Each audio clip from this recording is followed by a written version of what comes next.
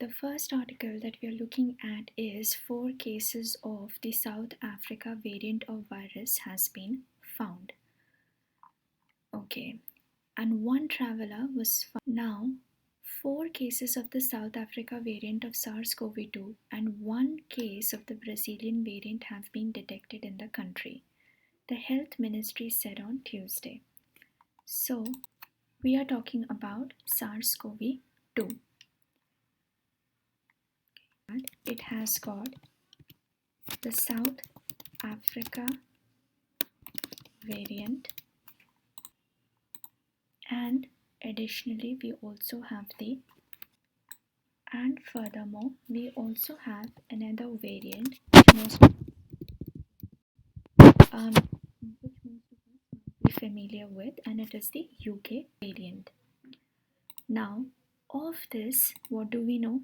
Cases of the South Africa variant have been found in India.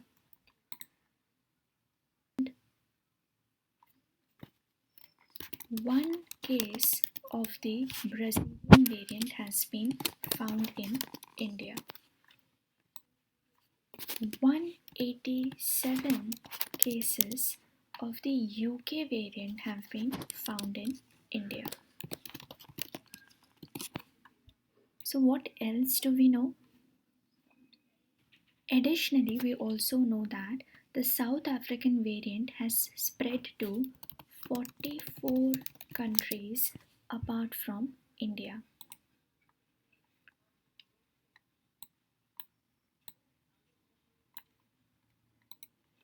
The strain has been detected in 4 different South. Talk about the South 4 cases that you have seen in India. Who has tested positive for the South African strain? The 4 people who have returned from this. 1 person is from Angola, 1 person is from Tanzania, and 2 people are from South Africa. And what precautions have been taken so far? These people have been quarantined so that the virus could be easily isolated. Okay, so the next article that we are discussing is the viability of true proposals. So what we're going to see is how we should read this article and what kind of information should we getting out of this article. So let's start reading. While 4 capitals may not be feasible in India, a Supreme Court bench in South India can be created. Okay, so the first premise that you can take out from here is that 4 capitals are being proposed in India. Okay, and this, what is the point of argument here? The author of the article is arguing that this is not a feasible option. Instead, the author of the article is suggesting that a separate Supreme Court bench in south of India could be created. So the next question is, who gave this suggestion in the first place? Right?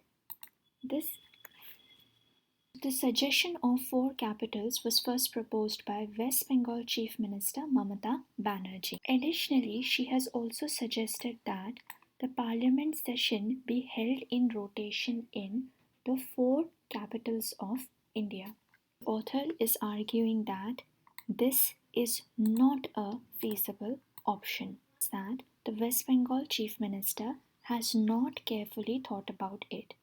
So, what we should be aiming at is to understand what arguments the author is going to give to support his argument that the suggestions given by the West Bengal Chief Minister are not feasible. The first argument that the author of the article is making is that this plan of having 4 capitals is not affordable. The first question we should be asking is why? His first argument is that if we have four capitals, then we need to construct four parliaments.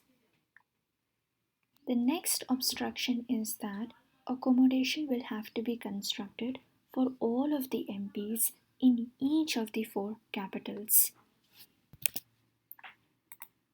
The third obstruction is the travel costs that will be incurred in moving each of the MPs and their whole staff from one capital to the other capital.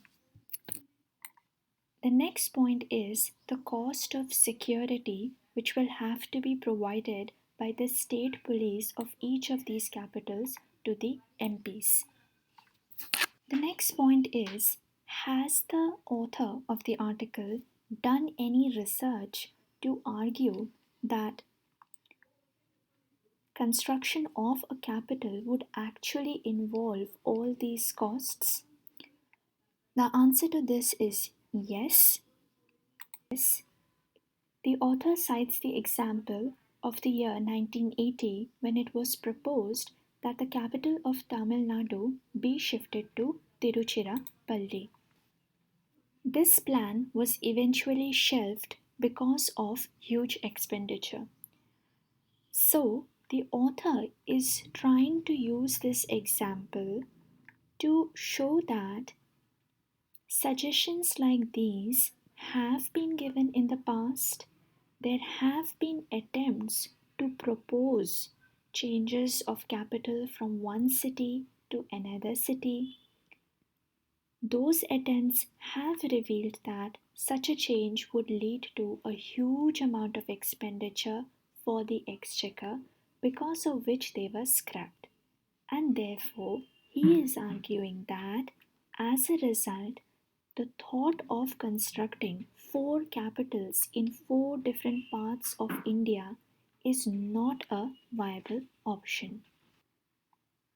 Now, if we remember, then the author of the article is giving us different suggestion rather than creating four capitals. He is saying that instead of having four capitals, one should think about having a separate Supreme Court bench in South India. Once again, we will try to understand why he feels that this is a viable option.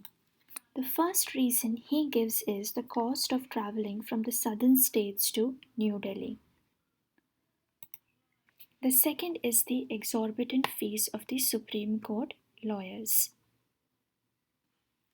The third reason he cites is the reduced burden on the Supreme Court, and he supports this argument with a speech that Attorney General K.K. Venugopal gave while speaking at an online event last year.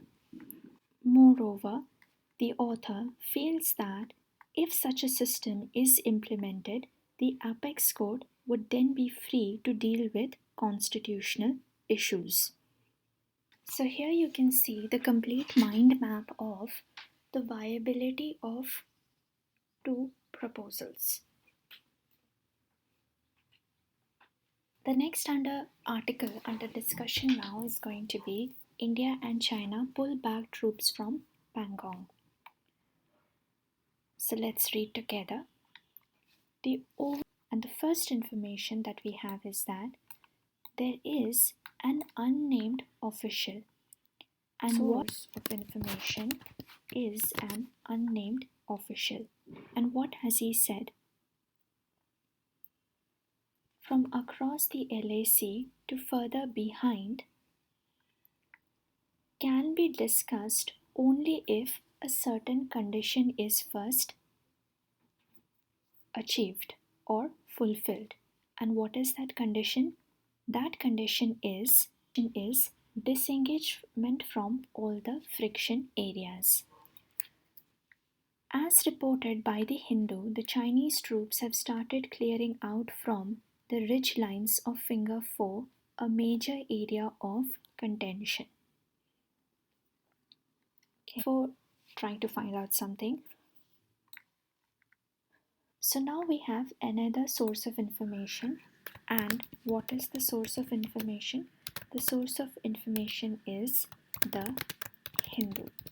This source has provided us with the information that troops have started clearing out from the ridgelines of Finger 4, a major area of contention. Now, for those of us who are not familiar with the Finger 4, this is an image which tells you what the Finger 4 is. So this is a geographical location. This is your Pangong Tso Lake, and this is the Finger 4 area where deployment by the Chinese and Indian troops was seen. If we go to a map here, then this is your Finger 8 and this is the North Bank. So the expectation, or let's say the guideline now here, is that the Chinese troops are going to move to the east of Finger 8, that is, they're going to move in, while the Indian troops will move to the Dhan Singh Thapa post near Finger. This is our Finger 3, and the Indian troops are going to move over here to the Dhan Singh Thapa post. What additional information do we have? We know that certain mutual and reciprocal steps will be taken. And what are those mutual and reciprocal steps?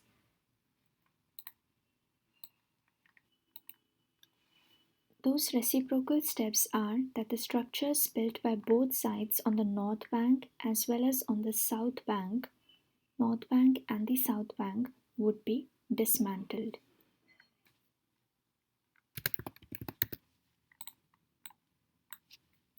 Some other facts that we know are that the disengagement started on the 10th of February 2021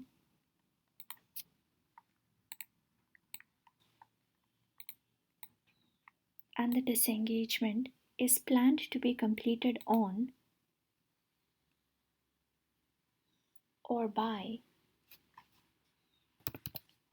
19th of February.